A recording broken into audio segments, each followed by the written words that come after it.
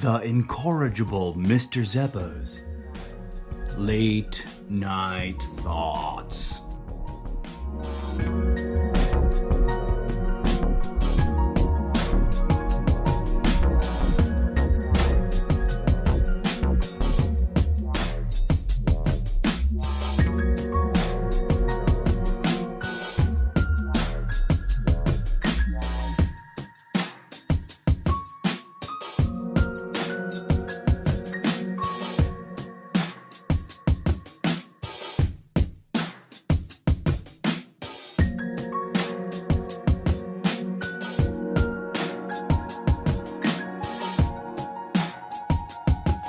Hello and namaste, dear friends and listeners.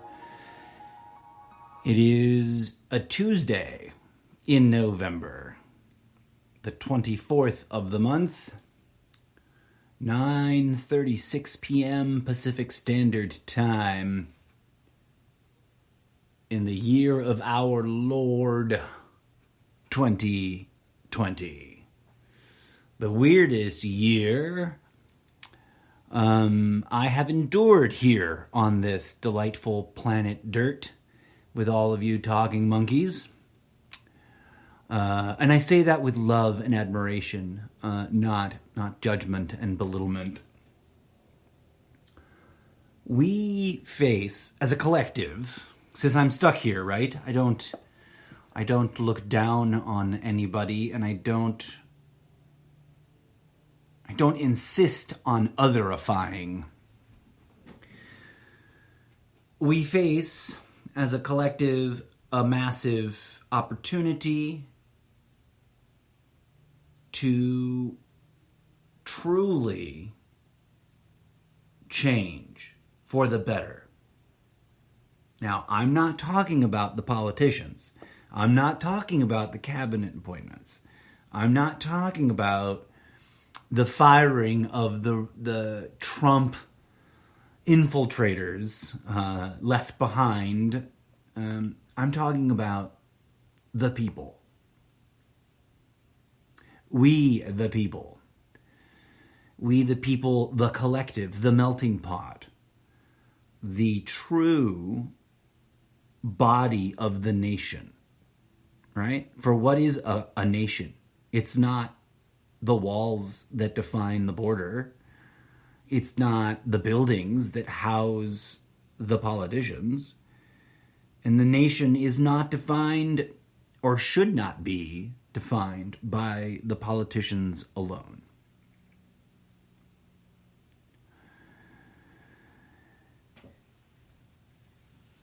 Everyone's exhausted, I'm sure. And I want to honor that.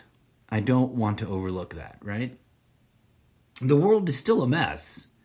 Beyond the glimmering 9 miles of new border wall that Trump built, the rest of the world is still struggling through the realities of the pandemic, regardless of whether or not it is a fake virus or a real virus. The impact it is having on the world is straining everyone to their limits in terms of patience and endurance and reasonable inconveniences, and I guess deep down our willingness to tolerate other things, right? Like political buffoonery, etc., etc. The delightful conundrum, or predicament, rather, that we find ourselves here in Trumptopia is that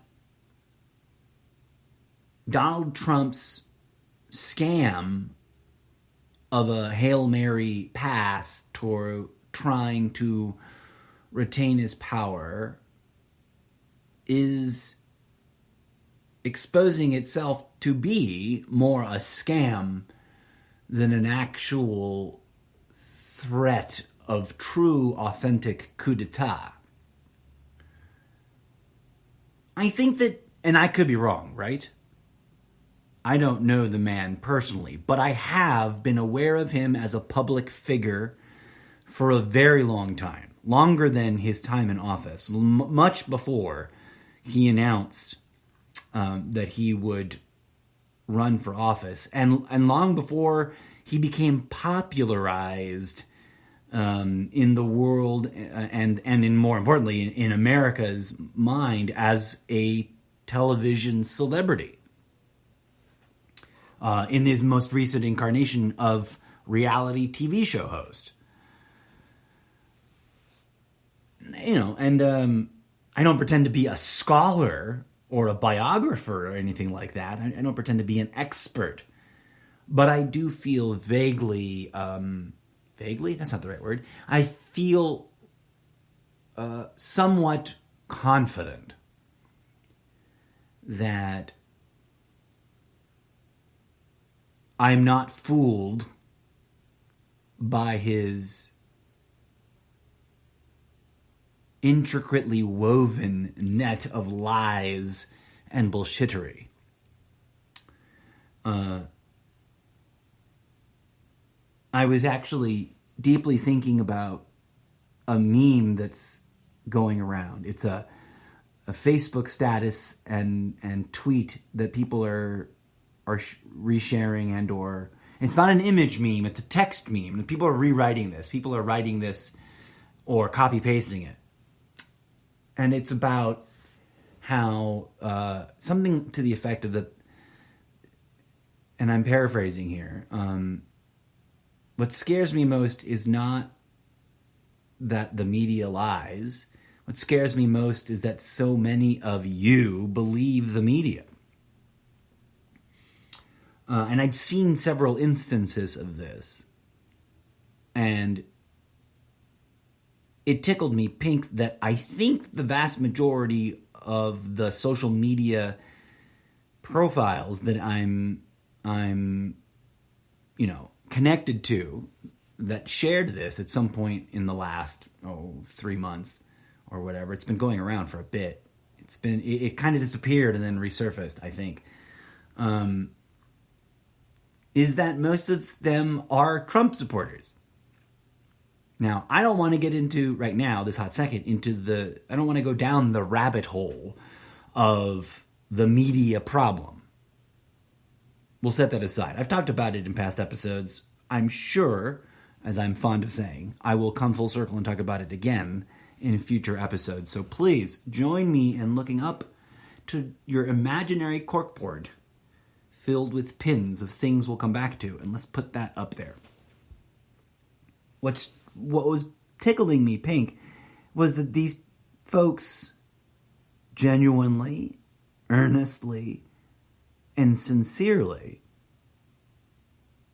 believe the statement that they were resharing, right? That they're concerned and worried and afraid even that so many people believe the news media that to them, in their minds, in their universe, is completely illegitimate. It's the enemy of the people and is whole cloth fabricated fake news.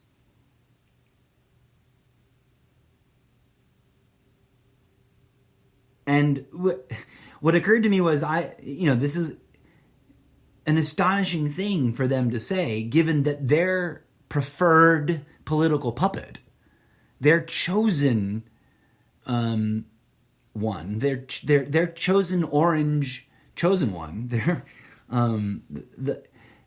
the idol that they cling to is categorically a pathological liar that has broken world records in political deceit. And so it astonishes me that they can be so derisive towards those that they are judging for the assumed blind faith, sheepily blanket acceptance of all the media has to say, when they themselves are consuming the media, right? They themselves are Fox News watchers, or now OAN and Newsmax or whatever those. There's a new trifecta. They're not instantly new. They've been around for a little bit. I may have talked about a couple of them on the podcast already because I saw them sort of creep into my channel guide and I had to check them out.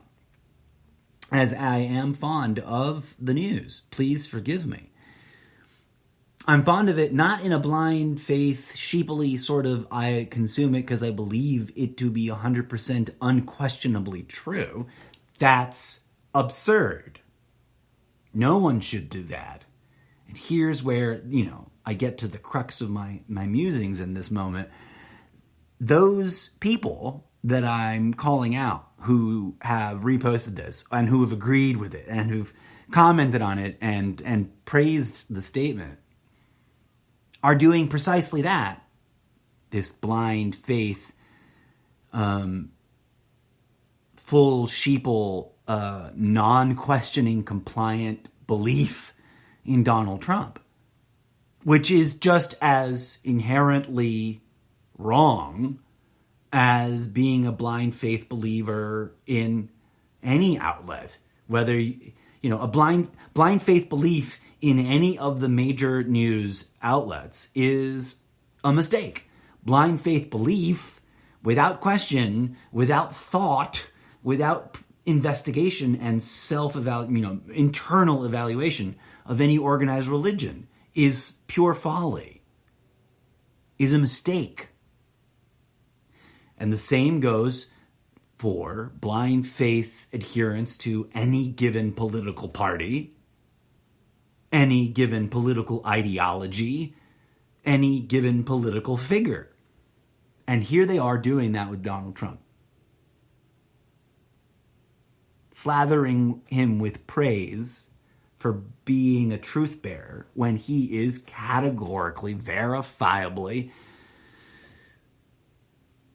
a con artist whose primary interest is hoarding money and then hoarding more money, and whose secondary and tertiary interests seem to be mostly supportive interests that facilitate the primary interest. And by that, I just mean to say that he doesn't seem to have very many other interests.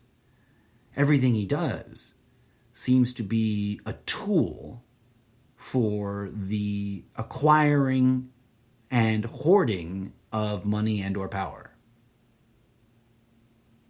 And I don't say that as a blind, unanalyzed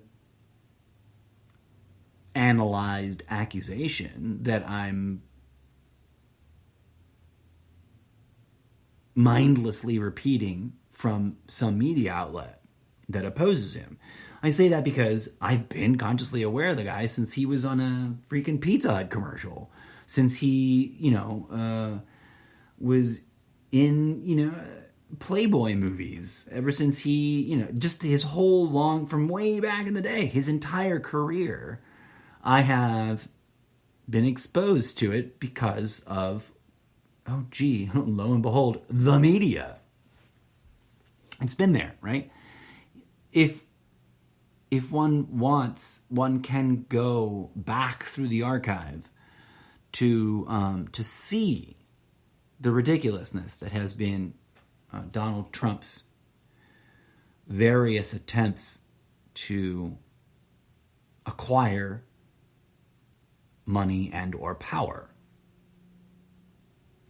So here we are in the final days of this exhausting year and in the final countdown towards what will hopefully be a peaceful transition of power between the former administration and the next.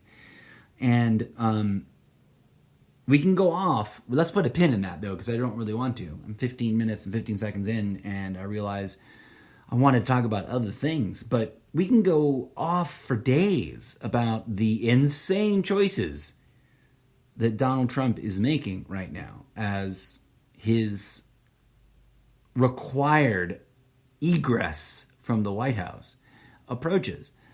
But really what was at the core of my interest in discussing tonight in this late night thoughts segment was that about us, like the audience, the people, that base and the other base, and the rest of us who aren't part of either two bases.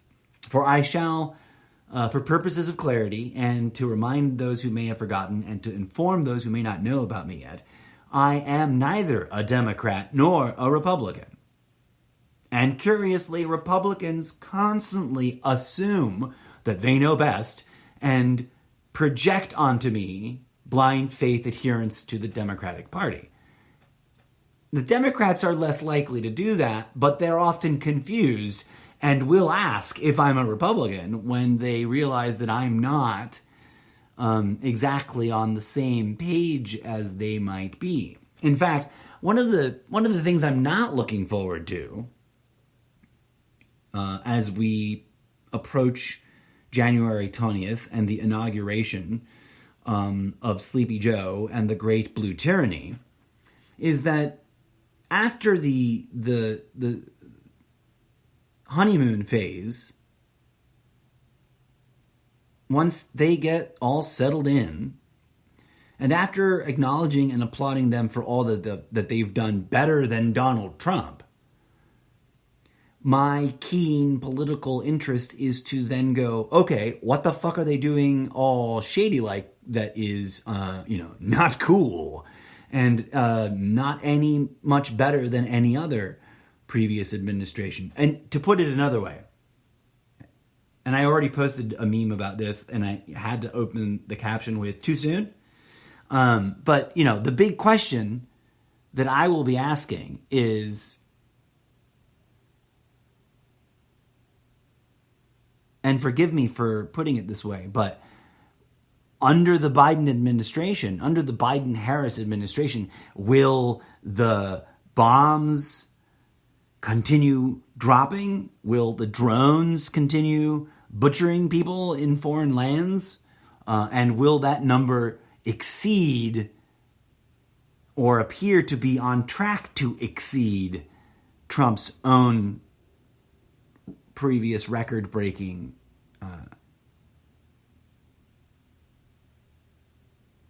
number of bombs dropped and drones utilized in overseas foreign military intervention? Because deep down, when you set aside all the malarkey, all the propaganda, all the talking points, all the promises and arguments, what really drives my concern, what really interests me, is the question of when will a new administration stand up to the military-industrial complex that profiteers on organized murder for profit on foreign soil? When will we tackle that problem? Will this new administration really truly make progress in uniting the people because of their ability to bring about a genuine and authentic peace in the world? Now, put a pin in that question because, that's a whole other episode of unpacking. What I want to come back to and recenter on after a brief musical interlude is the question of our responsibility as friends and neighbors, enemies and political nemesi, as the people, we the people, divided as we are. What can we do next as we endure this transition and as we move forward into a new era that will hopefully be a good respite or respite. I've never been sure how that word is correctly pronounced, as I hear people pronounce both variants. But a reprieve. I've never heard reprieve. As we get a break, a vacation from chaos politics,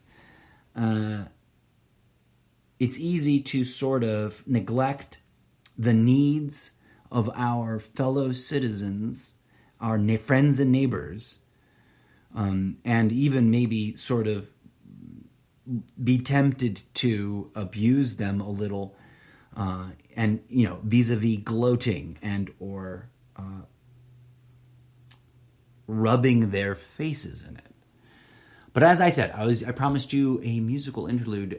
Let me play for you now Epic Soundtrack 101 Remix Slow Churn Chords by your favorite animatronic DJ, DJ Zed.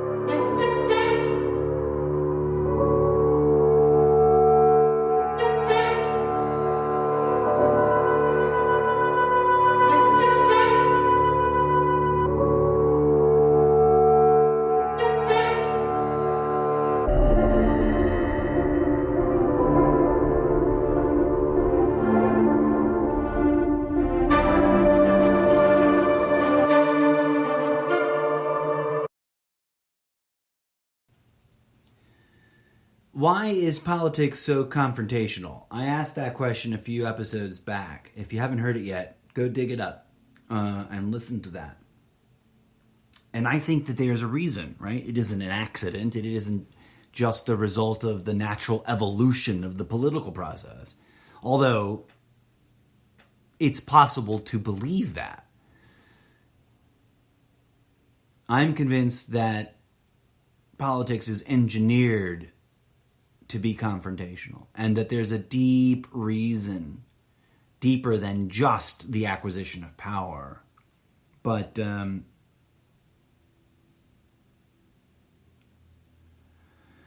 well, what I'm trying to bring about here by pointing that out is that we, all of us, whether you are a Democrat or an independent or a non-voter or a toaster from the future like myself, or as one acquaintance once said, if you're a robot from the future, then I'm a robot from the distant past. And I really enjoyed that.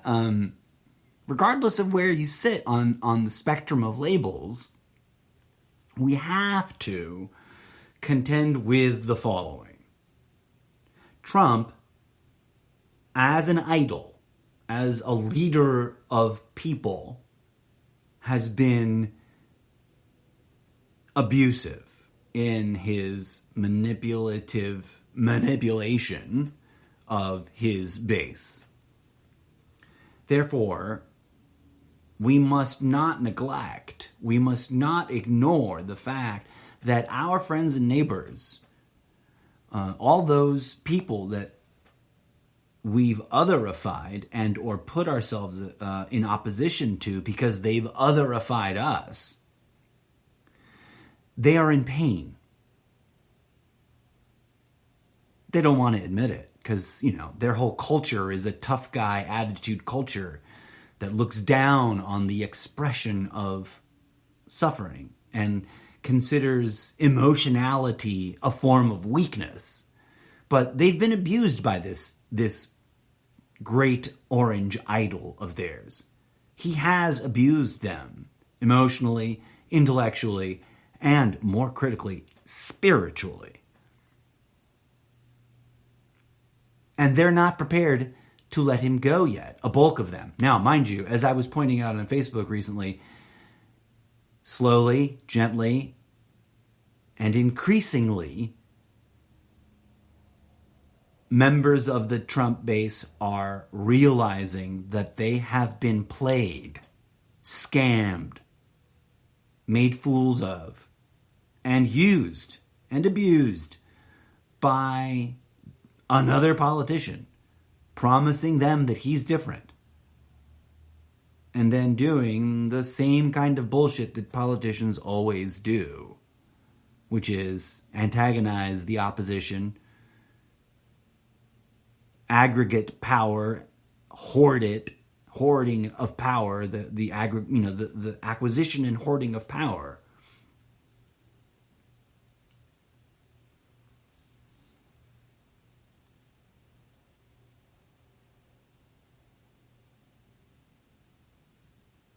While it is not 100% certain that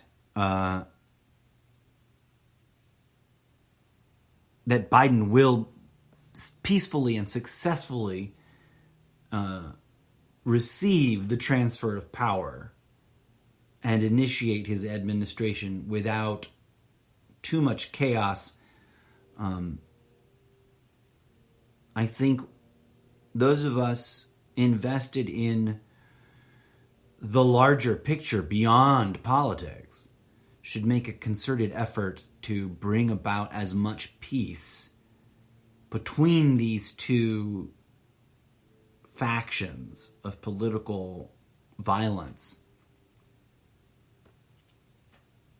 And so I say to you, dear friends and listeners, especially if you are indeed citizens of the great old United States of America, and or, the newly reformed Trumptopia, whichever you prefer. I mean, here we are. We share this nation. We all live here. We must, in this time of transition, in this time of political denouement, because politics is drama. It has its beginnings, its inciting incidents, its conflicts. It contains, episodic build towards climactic craziness, and then it has denouement, resolutions, declining actions that render new beginnings. As we live through this denouement, this de-escalation from everything Trumptopian into, the installation and activation of the next administration, we must remember that our friends, the Trumptopians, who truly have invested their personal identity in admiring and supporting and believing in this buffoon of a political puppet, this absurd cartoon character of a man. And that investment, that attachment, is not just the folly of political thinking. It has spiritual implications.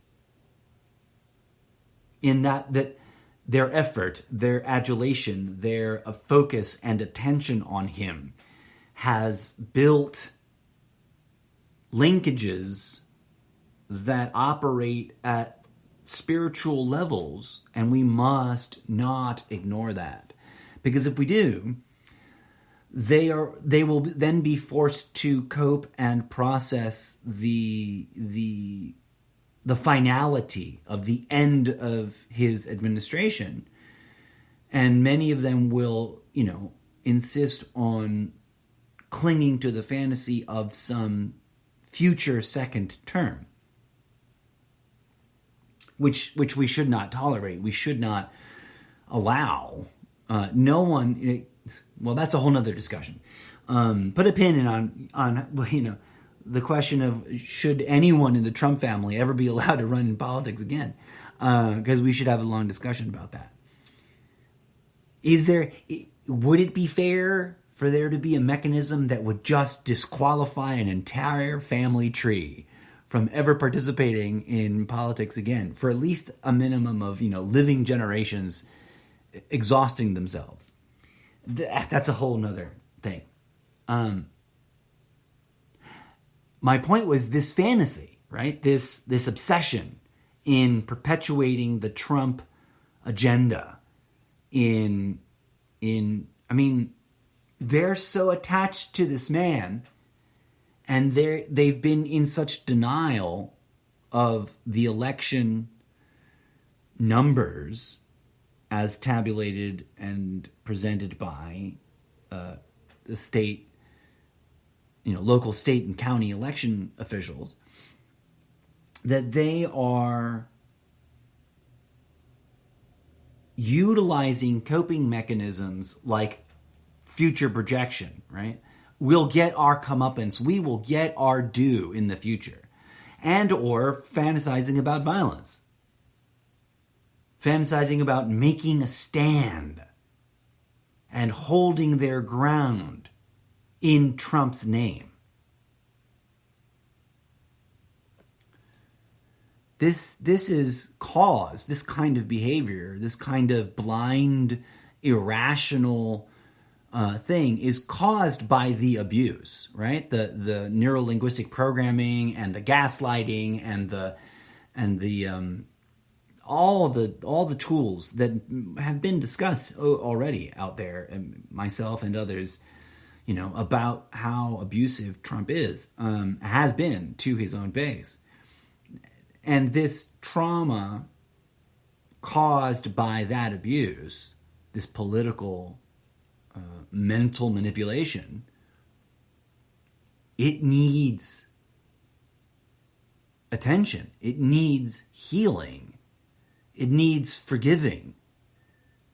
And the people that have been impacted by these things need our compassion and our love and our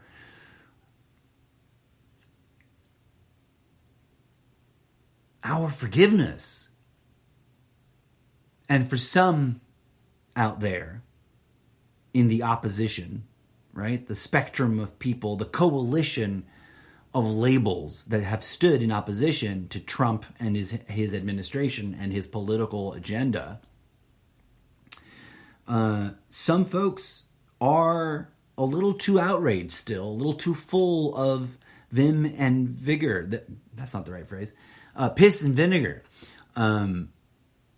A little too full of indignation, a little too full and attached to their own judgment against Trump and those who chose to believe in him. And I understand. I was just waxing philosophical about how alarming it is to me that, it doesn't freak me out that Trump as a politician was a record-breaking liar. He, as an ego-driven individual, has always wanted to be the best at everything and can only be the best at his own, worst qualities because he doesn't have the tools nor the mindset to be best at things in a healthy way or to be the best at healthy things.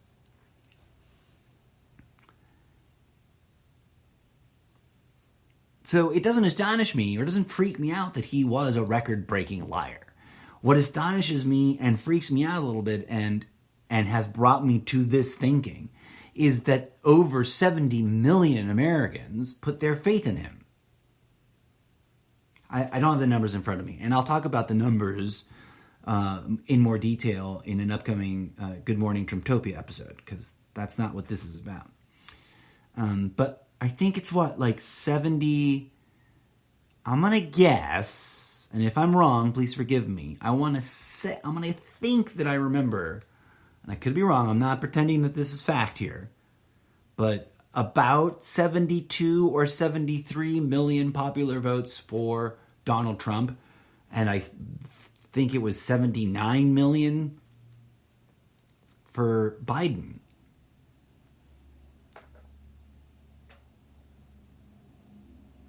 It astonishes me that that many people voted for Donald Trump. And not just, well, I mean, they would have had to vote for somebody, right? I think it's great that this was record turnout. It wasn't all time, the history of America, record-breaking turnout, but it was a pretty good, decent showing in terms of, the raw numbers and the percentage of the eligible, the voting eligible population.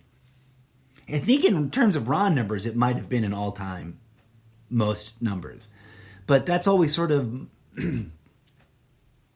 on the verge of being meaningless without an understanding of the ratio per capita and the historical sort of adjusted for population growth percentage of, right?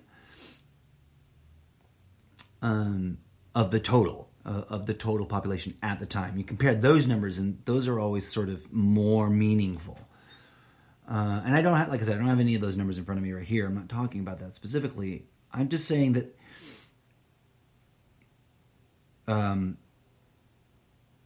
those are two very large blocks of people. If we rounded them both up to 80 million, or 85 million. I don't know. It seems like it's an unfair rounding up. But whatever. If we rounded them both up to the same number, just for the purposes of discussing the magnitude of what it means to live in a world live in a country where that many people are adamantly engaged in being irritated with each other, annoyed with one another, and even outright, furiously blood rage pissed at each other, right? That's a lot of people to have driven a wedge through and divided. That isn't to say that, there aren't, that it's, what am I trying to say here? I know that there's a lot more people, but a wedge has three sides, you guys. And when a wedge issue is engineered to divide this country, and this is important, and it pisses everybody off on all three sides. But as I've talked about before, in greater depth than I'll talk about here, so please, by all means, go dig up those episodes. And as I'm sure I'll come full circle around to talk about again, wedge issues are used to divide, but not just that, to manipulate all three sides, the left, the right, and everybody else, the independents. And it creates this triangle of conflict where the left and the right believe themselves to be squared off and facing each other in their opposition. And the rest of everyone else is annoyed and pissed off at both of those groups. Because it should be noted, that outside of the duopoly parameters of thinking, there are some people that are so outraged at the duopoly that they are blind with rage and foaming at the mouth for violence against both of the bases, not just one of the bases, right? And as the political show transitions to the new season, and each 4-year administration cycle is one season in my mind of political reality TV show arc, plot twists, and everything. as we transition for that,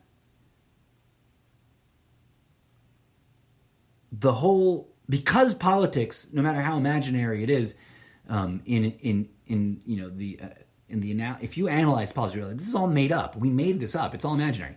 No matter how imaginary it is, it has real, palpable, visceral implications and consequences. And those consequences, flow with the form and function of politics, of what's going on in the politics. One of the consequences right now of this transition is that there is this interim moment where everyone's a little bit like, what the fuck's going on? And the left is frustrated that Donald Trump's not letting the transition, has not been until recently, until just now, has not been allowing the transition to function according to the norms established by I forget, I don't have it in front of me. But there's, the law that was put into place, the Transition of Power Act, I believe it's called. I just don't remember the year. I'll dig it up for GMT. And vice versa. The other side of the base is annoyed with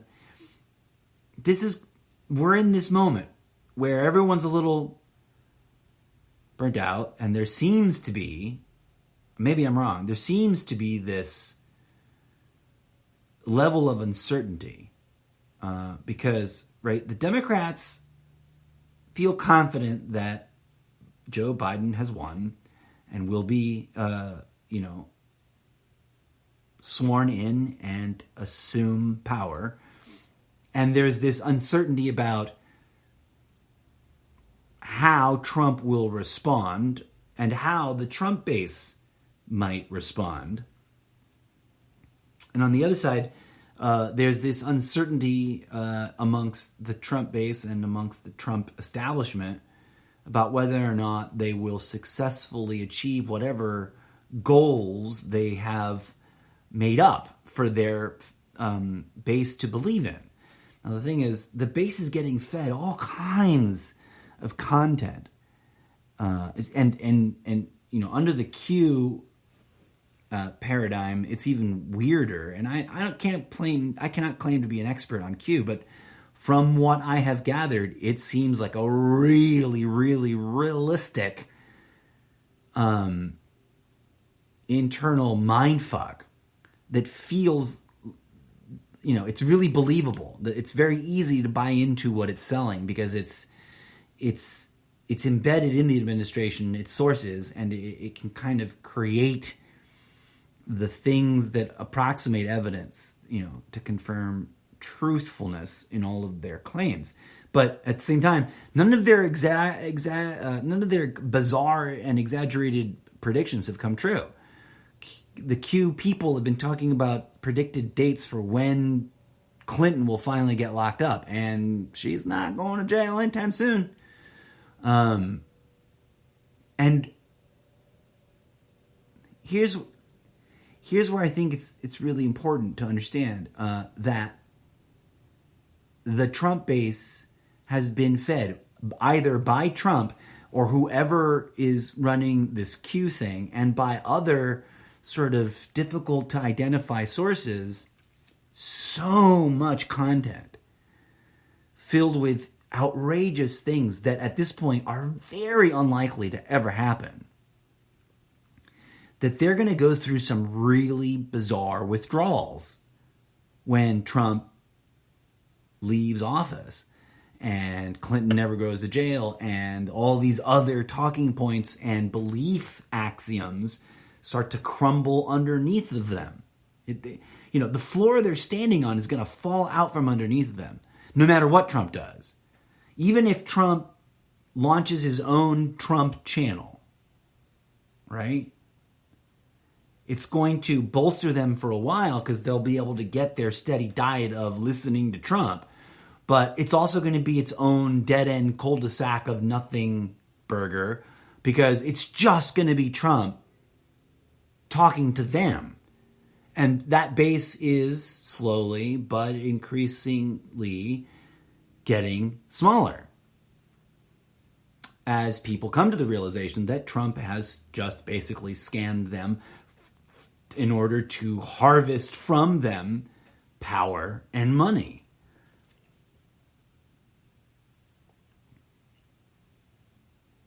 As that happens, the rest of us, whether we're, like I said, regardless of whether you're a Democrat, an independent, or a spiritual person, or not a spiritual person,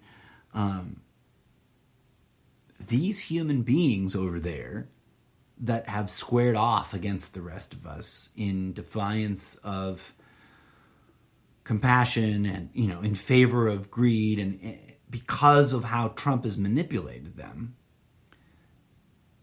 they're going to come to a climax and denouement of their own, which may be excruciatingly painful. I mean, we all know that it is difficult for humans to admit that they're wrong. Humans do not like that.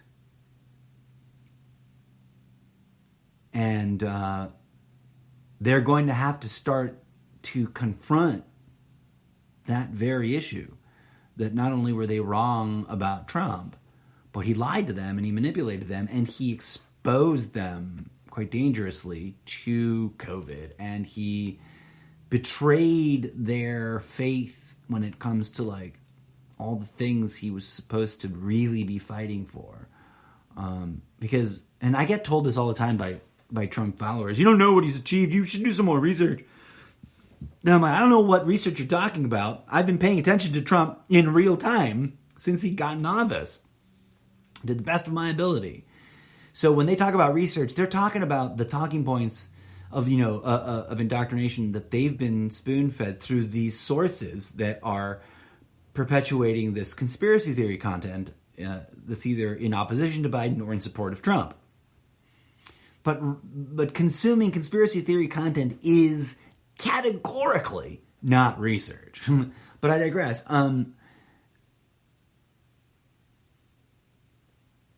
No matter how annoying it may be, no matter how frustrating it has been that they flocked to this orange spray-tanned scam artist of a reality TV show flunky that happens to be $400 million in debt to some undisclosed foreign entities of mysterious origins, we have to separate our anger and disgust at the political puppet from our feelings for the human beings that got suckered and then suckered punched by that political puppet. We must also, as we move forward, because what I'm saying also applies to Trump the man himself and their family. I do not hate the guy, for the record, in case anybody was wondering. I get accused of it all the time, just, that blind accusation. Blah, blah, blah, you're just so full of hate for Trump, you can't see what a good man he is and what a good... No, I don't hate the man.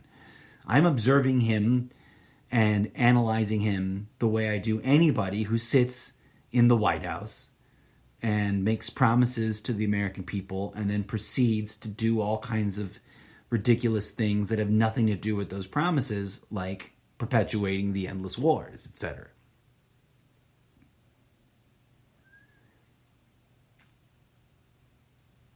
I guess what I'm saying is, let us unite. Let us rally to, lead by example, right? We have to do that. You can't demand unity.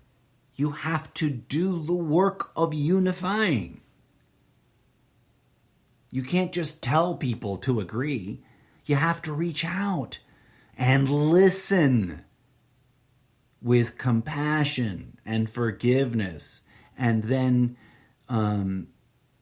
the patience required to allow for the full unloading of everything that they've got to say. I mean, one of the core problems that made Trump approachable and attractive to that many people, to all of them, was that they did not feel heard as human beings. Now, is that something we should just punish them for? Or is that something we should mock and ridicule them for? Of course not. That's what the system of oppression wants out of us, right? The reason that they are so outraged and they're so programmed to own the libtards is because the engineered wedge issue of left versus right is not new. It wasn't invented by Trump, and it has long ago has embedded in it these roles, right, for the left and the right to play. And we must make sure to not fall into the role that we are being bombarded with, the coding and the programming for all the ways that we might be manipulated into being emotionally, verbally, and even physically violent towards those in the Trump base. And the only way that we can help diffuse the outrage that is built up within those in the Trump base is to not live in any kind of hypocrisy of wanting to be heard ourselves and then refusing to hear them, refusing to acknowledge their pain, refusing to acknowledge their concerns and their fears, even if those fears have been spoon-fed to them by the propaganda machine of the alt-right echo chamber. Because when we negate that, when we negate them in favor of just pointing fingers and throwing accusations and name calling, we become exactly what it is about them we don't like. We become the same problem that they are presenting us with. Now, there's a lot of talk in the Biden administration, now that it's really underway and finally been allowed to kick off its formal transition activities. There's a lot of talk of unifying. I'm not going to sit around and wait for the politicians to unite the people.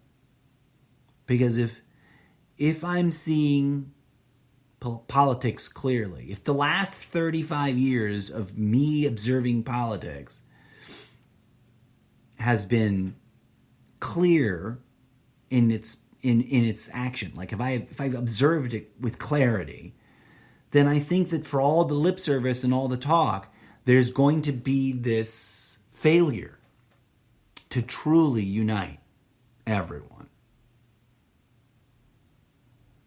Now, we could put a pin in that and come full round circle to talk about the left side, the left wing. But I'll leave you here with this, my friends. Left wing, right wing, two wings, one bird.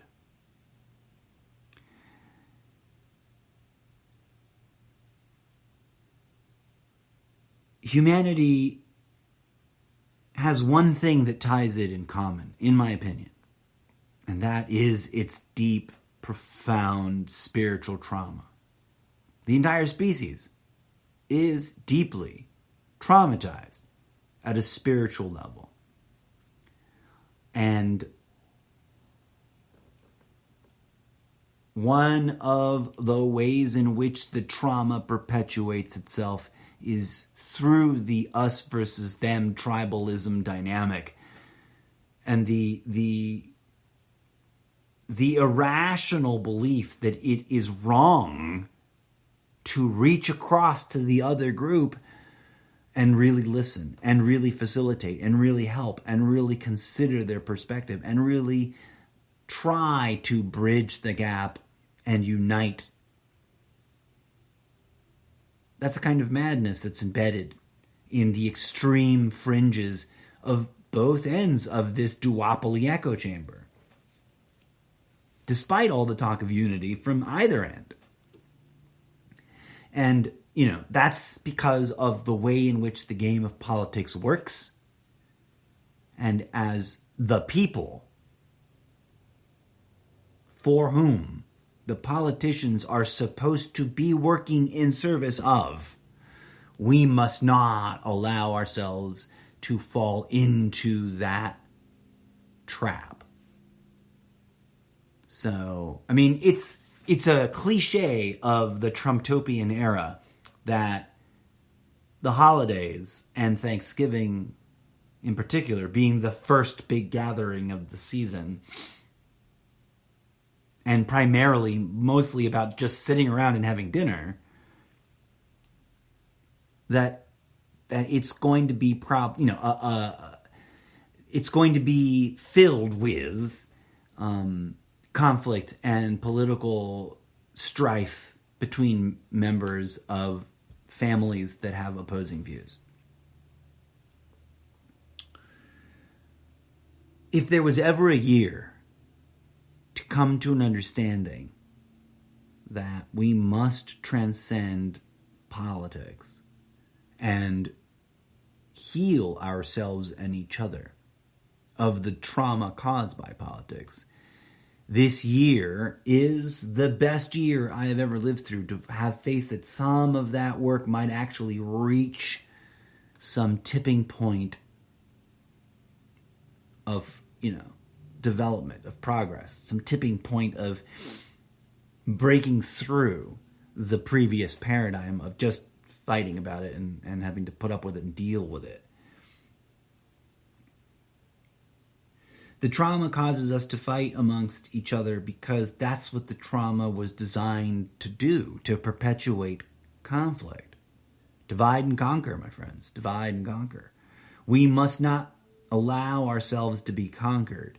That does not mean we rally a militia and go start planning a way to shoot other Americans, which is what I see a lot of folks intimating, insinuating, and outright saying out loud on social media. Where are you going to make your stand, my friend? The first stand that must be made is in your own heart. And you must confront this obscene idea that any form of violence is going to solve any of this, ever, because it's not. 5,000 years of violence verifies that violence doesn't solve anything. It just kills the people that were involved in the problem. It doesn't solve the problem. And yet we perpetuate this mythology of badass warriors solving problems by blowing other people away. And we really are, and always are. It's not new. This isn't just a Trump thing. It's just reached new heights. It's just reached new levels of intensity. But we are always on the verge of being seduced and tricked and lured into engaging in violence as some sort of solution tool. And we have it in us to heal ourselves and each other to the point where the idea of reaching for violence as a tool to solve any problem might finally be so absurd that no one will ever again take it seriously. But we will not get there pointing fingers and throwing blame and spewing insults and fighting each other because we disagree about which political puppet is worth believing in.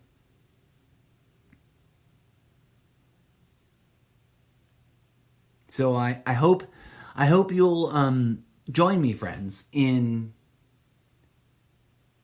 investing, right? Join me in the investment of self-investigation, self-analysis, self-exploration, because it is by looking within and healing ourselves spiritually as individuals that we can then facilitate the healing of others.